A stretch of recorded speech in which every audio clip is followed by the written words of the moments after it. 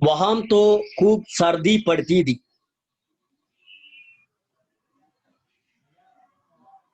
तो वहां के बच्चे पूछते थे, बाबा तुम्हारी पतलून कहाँ गई? गांधी जी उन्हें कोई जवाब नहीं देते, वह हंसकर रह जाते थे। लेकिन जब रानी से मिलने गए तो रानी के दरबार में ऐसे जाना तो अदब कायदे के खिलाफ था। तो किसी ने पूछा कि इतने कम कपड़ों में दरबार में कैसे जाओगे? तो बोले, फिक्र मत करो, तुम्हारे राजा ने हम दोनों के बराबर कपड़े अकेले ही पहन रखे होंगे।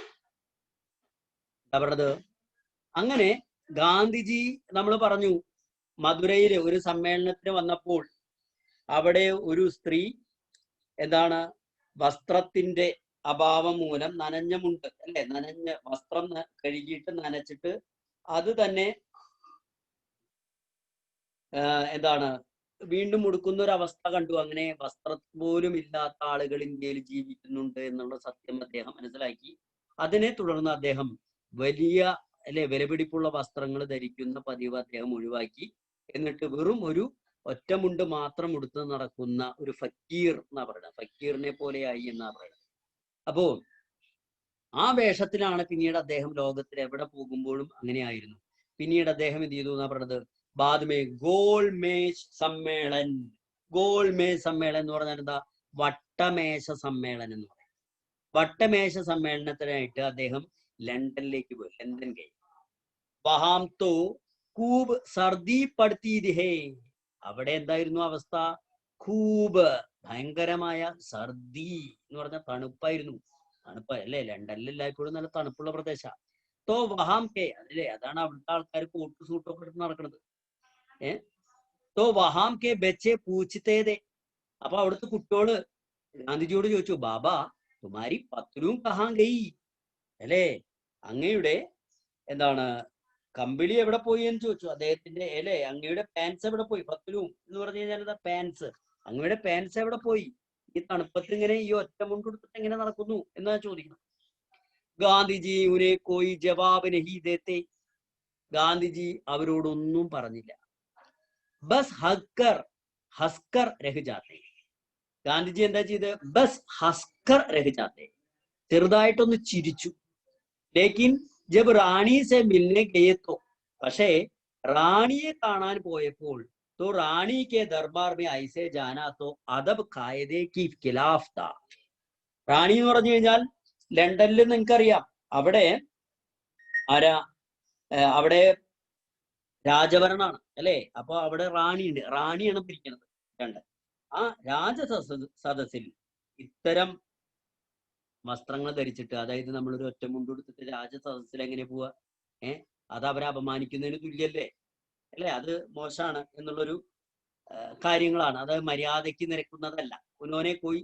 അപ്പോ റാണിക്ക് ദർബാർക്ക് ഐസെ ജാനാത്തോ അത് കായതയ്ക്ക് ഖിലാഫ്, കായതയ്ക്ക് ഖിലാഫ്, അതായത് അവിടുത്തെ മര്യാദ ലംഘനമായിട്ട് മാറും എന്നാണ്.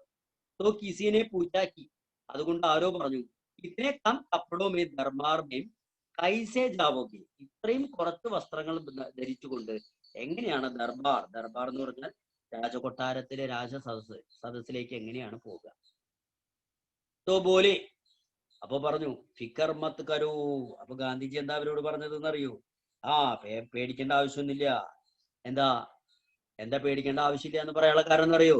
തുമ്മാരെ രാജാനെ ഹം ദോനോ കെ ബരാബർ കപ്പടെ അക്കേലെ ഹി പഹൻ രഖേ ഹോഗേ.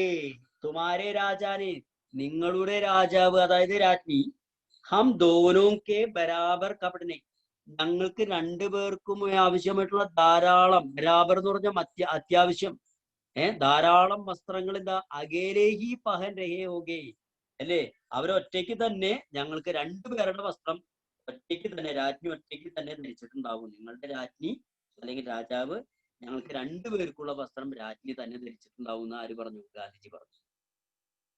അപ്പോ നോക്കൂ,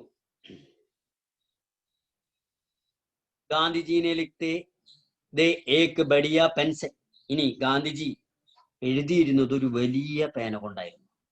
വഹ് പെൻ ഏക് ദിൻ ചോരി ചലാ ഗയാ. ഇനി ഒരു ദിവസം എന്ത് സംഭവിച്ചു? ആ പേന ആരോ കട്ടെടുത്തു എന്നാ പറയുന്നത്, മോഷണം പോയി. लिखने बैठे और पाया कि पेन तो ही नहीं, पाया तो है ही नहीं. അല്ലെ, എഴുതാനായിട്ടിരുന്നപ്പോൾ എന്ത് കാണാനില്ല? പേന കാണാനില്ല. എഴുതാനായിരുന്നപ്പോൾ പേന കാണാനില്ല. उसी समय एक बच्चे ने अपनी पेंसिल दे दी कि तो बाबा इससे लिख लो. അല്ലെ, ആ സമയത്ത് ഒരു കുട്ടി ഗാന്ധിജിക്ക് ഒരു പെൻസിൽ കൊടുത്തു. എന്നിട്ട് പറഞ്ഞു, ബാബാ അങ്ങ് ദാ ഈ പെൻസിൽ കൊണ്ട് എഴുതിയാലും എന്ന് പറഞ്ഞു. ഈ പെൻസിൽ കൊണ്ട് എഴുതിയാലും. उन्होंने लिखकर देखा कि अरे वाह इसे तो अच्छा लिखा जाता है. അദ്ദേഹം പെൻസിൽ കൊണ്ട് എഴുതിയിട്ടാ. പെൻസിൽ കൊണ്ട് എഴുതിയപ്പോ എന്താ കാണുന്നത്? എന്താ? ലിഖർ ദേക്കാക്കി, അദ്ദേഹം ഒന്ന് എഴുതി നോക്കി. അരേ വാ അല്ലേ, അദ്ദേഹം പറയണ അരേ വാ അല്ലേ, ആ എന്താ, ഇസേ തോ അച്ഛേ ലിഖാ ജാത്താ ഹേ, ആ ഇതുകൊണ്ട് ഇതാ അടിപൊളിയായിട്ട് എഴുതാൻ പറ്റുന്നുണ്ടല്ലോ എന്ന് അദ്ദേഹം പറഞ്ഞു. ഓർ സ്യാഹി ബഗൈര ഭർനെ കാ എന്താണ് ജഞ്ചത്ത് ബി നഹി. എന്താണ്? പേന കൊണ്ട് എഴുതുമ്പോൾ അന്ന് എല്ലാവരും ഉപയോഗിച്ചിരുന്ന പേന മഷി നിറയ്ക്കുന്ന പേനയാണ്. അപ്പോ അദ്ദേഹം പറയണേ, നോക്ക, ആ പെൻസിലാണെങ്കിൽ എന്താ മഷിയും നിറയ്ക്കേണ്ട ആവശ്യമില്ല. സ്യാഹി എന്ന് പറഞ്ഞ മഷി, സ്യാഹി ബഗൈര അല്ലെ, മഷി മുതലായ സംഗതികള് അതൊന്നും നിറയ്ക്കേണ്ട അല്ലെ, ജഞ്ചട്ട് ബി നഹി, അത് നിറയ്ക്കേണ്ട ആവശ്യം പോലുമില്ല. तो तय कर लिया कि अब पेंसिल से ही लिखेंगे. അപ്പോ ഇനി മുതൽ അപ്പൊ തന്നെ തീരുമാനിച്ചു അല്ലെ, എന്താ തീരുമാനിച്ചു? ഉടനെ തന്നെ തീരുമാനം എടുക്കുക. തോ തൈ, അപ്പൊ തന്നെ തൈ കർ ലിഖാക്കി അബ് പെൻസിൽ സേ ഹി ലിഖേങ്ക, ഇനി എന്തുകൊണ്ട് മാത്രം എഴുതൂ? പെൻസിൽ കൊണ്ട് എഴുതൂ. और पेंसिल से उन्होंने पहली चिट्ठी किसे लिखी जानते हैं? ഭാരത് കെ വൈസ് എന്താണ് വൈസ് റോയ്ക്കോ. അങ്ങനെ അദ്ദേഹം പെൻസിൽ കൊണ്ട് അദ്ദേഹം ഒരു കത്തെഴുതി. ആദ്യത്തെ കത്ത് അത് ആർക്കെഴുതിയെന്നറിയോ? ആർക്കെഴുതിയത്? ഭാരത് കെ വൈസ്രോയ്, ഭാരതത്തിന്റെ വൈസ്രോയ്ക്കാണ് അദ്ദേഹം ആദ്യമായിട്ട് പെൻസിൽ കൊണ്ട് ഒരു കത്ത് എഴുതിയത് എന്ന് പറയുന്നത്. നിങ്ങൾ ആരെങ്കിലും പെൻസിൽ കൊണ്ട് എഴുതാറുണ്ടാ? ഉണ്ടാറുണ്ടോ? എഴുതാറുണ്ടോ ഐറിൻ?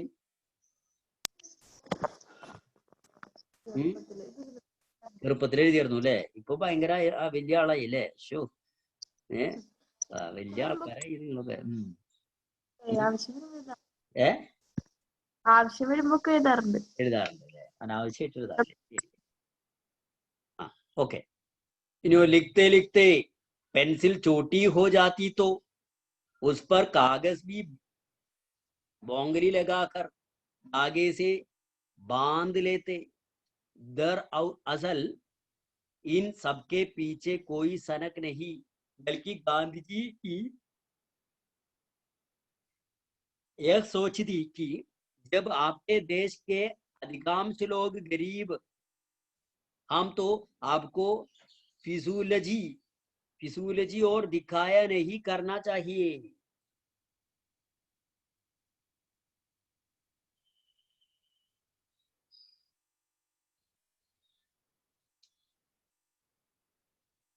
उन्होंने वाइक्या था, लिखते लिखते पेंसिल छोटी हो जाती तो उस पर कागज की बोगली लगाकर धागे से बांध लेते. दरअसल इन सबके पीछे कोई सनक नहीं, बल्कि गांधी जी की यह सोच थी कि जब आपके देश के अधिकांश लोग गरीब हो तो आपको फिजूल खर्ची और दिखावा नहीं करना चाहिए. अगर आप सचमुच अपने देश और देशवासियों से प्यार करते हैं तो आपको कम से कम में काम चलाना चाहिए और सादगी का महत्व समझना चाहिए. आप बड़े बनेंगे और कहलाएंगे अपने विचारों से और अपने काम से, न कि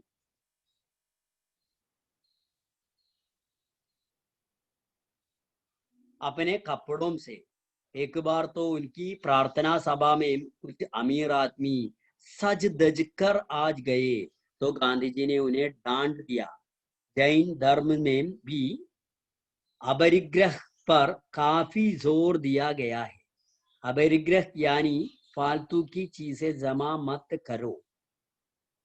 बस गांधी जी को तो जहां भी कुछ अच्छा लगा अपना लेते थे, तो उन्होंने अपरिग्रह को भी अपना लिया. ഓക്കെ ഓക്കെ എന്താ ഇവിടെ പറയണത്? വലിയ പാരാഗ്രാഫ് അല്ലേ? ലിഖ്തേ ലിഖ്തേ അങ്ങനെ എഴുതി എഴുതി പെൻസിൽ ചോട്ടി ഹോ ജാത്തി. എഴുതി എഴുതി പെൻസിൽ എന്തായി എന്നാ പറഞ്ഞത്? ചെറുതാവുക. ഇനിയോ അപ്പോ ചെറുതാവുമ്പോ എന്താ ചെയ്യാന്നറിയോ? തോ ജാത്തി തോ ഉസ് പർ കാഗസ് കി ബോഗിലി ലഗാക്കർ. അതായത് കടലാസ് എടുത്തിട്ട് ഈ പെൻസിലുമ്മേൽ അങ്ങോട്ട് ചുരുട്ടും. കടലാസ് കൊണ്ട് പെൻസിലിന് ഇങ്ങനെ ചെറുതാവുമ്പോഴോ പെൻസിൽ പിന്നെ പിടിച്ചെഴുതാൻ പറ്റില്ലല്ലോ. അപ്പൊ കടലാസ് കൊണ്ട് പെൻസിൽ അങ്ങോട്ട് ചുറ്റി നൂല് കൊണ്ടാണ്ട് വലിഞ്ഞു കിട്ടും. ഇപ്പൊ പെൻസിൽ നീളം വെച്ചു അല്ലേ? അല്ലേ? അങ്ങനെ ലഗാക്കർ ദാഗേസെ ബാന്തിലേത്തേ. ദാഗെ എന്ന് പറഞ്ഞ നൂല്, നൂല് കൊണ്ട് ബാന്തിലേത്തേ, നൂല് കൊണ്ട് എന്ത് ചെയ്യുന്നു? കെട്ടുന്നു. ഗാന്ധിജി എന്തോരം കഷ്ടപ്പെട്ടിട്ട് എഴുതി ചേർക്കണം നോക്കണം. നിങ്ങൾ അങ്ങനെ ചെയ്യാറുണ്ടോ? പെൻസില് ചെറുതാവുമ്പോ കടലാസ് കൊണ്ട് ഇങ്ങനെ ചുറ്റുക, എന്നിട്ട് നൂല് കൊണ്ട് കെട്ടുക, എന്നിട്ട് ആ കടലാസുമ്പോ പിടിച്ചിട്ട് ഇങ്ങനെ എഴുതുക. അപ്പൊ പെൻസിലിന് നീളം വെച്ചു. എഴുതാറുണ്ട് എബിൻ?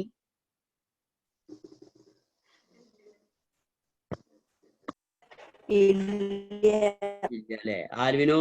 ഇല്ല. അപ്പോ ബൽക്കി ഗാന്ധിജിക്ക് സോച്ച്. പക്ഷേ അപ്പൊ ഇവിടെ പറയണത് ഗാന്ധിജി എന്തിനാ പിന്നെ ഇതൊക്കെ ചെയ്തിറക്കണം എന്ന് ചോദിച്ചാൽ ആരും ഇപ്പൊ ഒന്നും ചെയ്യാറില്ല, അന്നും ചെയ്യാറില്ല. ദർ അസൽ ഇൻ സബ്കെ പീച്ചേ കോയി സനക് നഹി. ഇങ്ങനെയൊക്കെ ചെയ്യുന്നതിൽ അദ്ദേഹത്തിന് സനക് നഹി, അദ്ദേഹത്തിന് എന്തുണ്ടായിരുന്നില്ല? ഭ്രാന്തുണ്ടായിരുന്നില്ല. ദർ അസൽ ഇൻ കെ സബ്കെ പീച്ചേ. ഇങ്ങനെയൊക്കെ കാട്ടിക്കൂട്ടുമ്പോഴേ ആൾക്കാർ പറയില്ല, ഇപ്പൊ നമ്മളിങ്ങനെയൊക്കെ കാട്ടിക്കൂട്ടി എന്തെന്നാ പറയാ ആൾക്കാര്?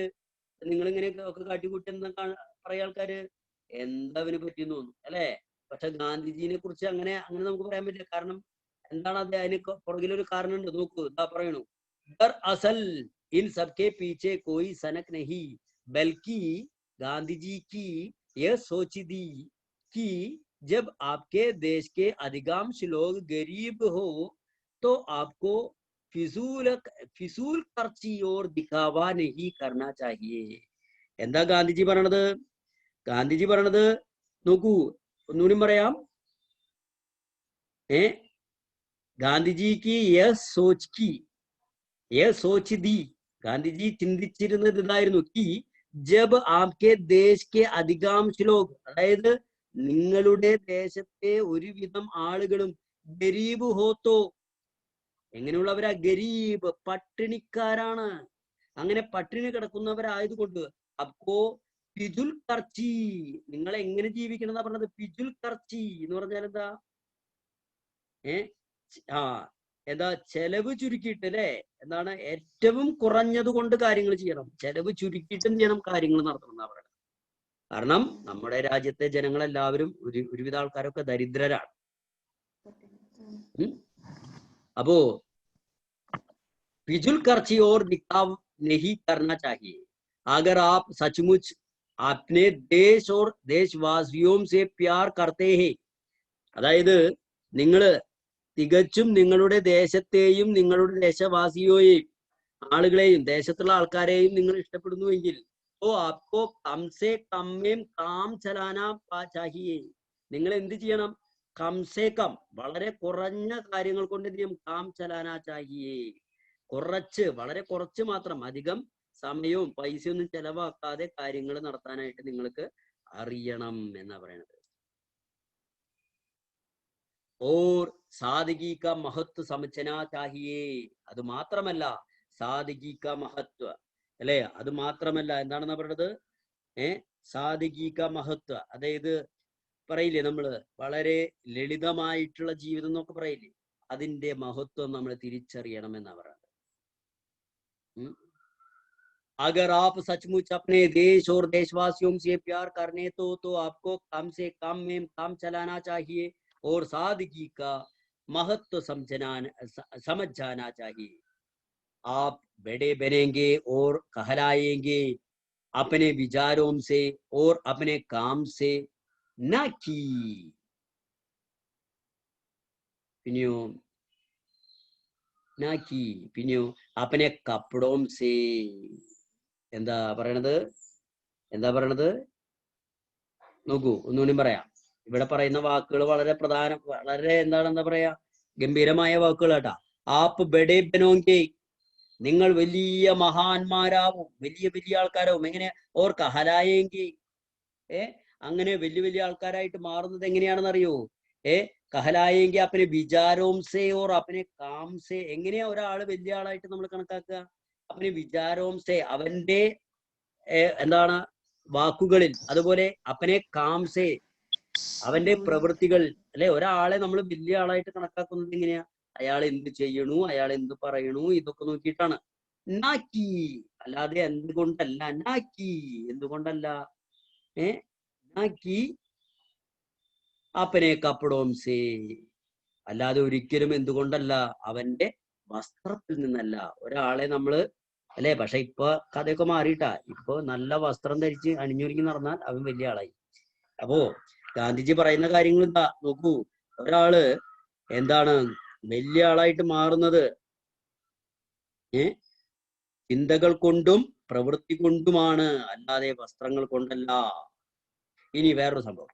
ഏക് ബാർ, ഒരു ദിവസം, ഒരു പ്രാവശ്യം, ഉൻകി പ്രാർത്ഥനാ സഭാമേ, അദ്ദേഹത്തിന്റെ പ്രാർത്ഥനാ സഭയിൽ. പ്രാർത്ഥനാ സഭ എന്ന് പറഞ്ഞാൽ എന്താ? ആളുകൾ വന്നിട്ട് അല്ലെ, വന്ന് പ്രാർത്ഥിക്കുന്ന സ്ഥലം.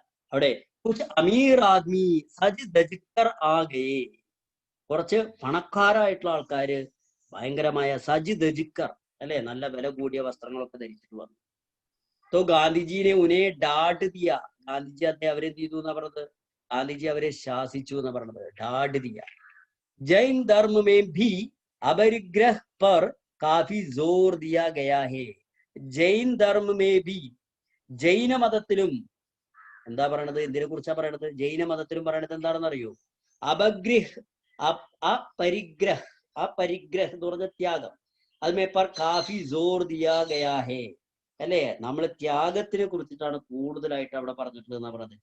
അല്ലെ, കാഫി ജോർ ദിയാ ഗയാ ഹേ.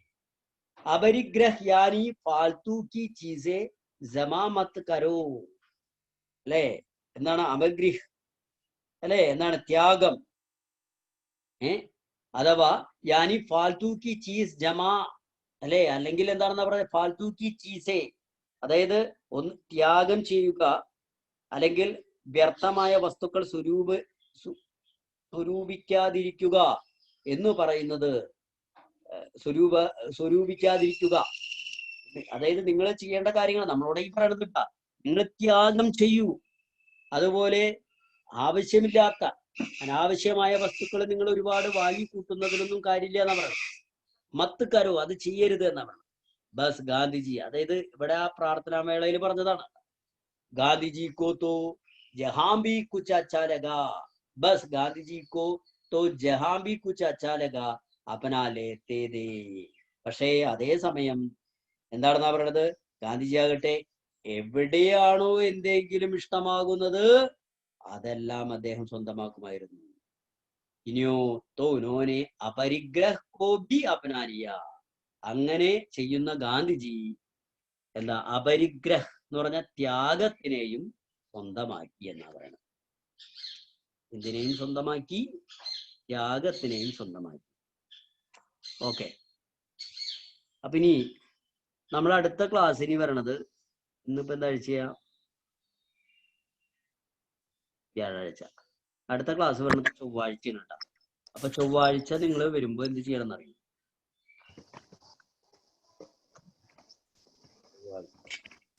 അതായത്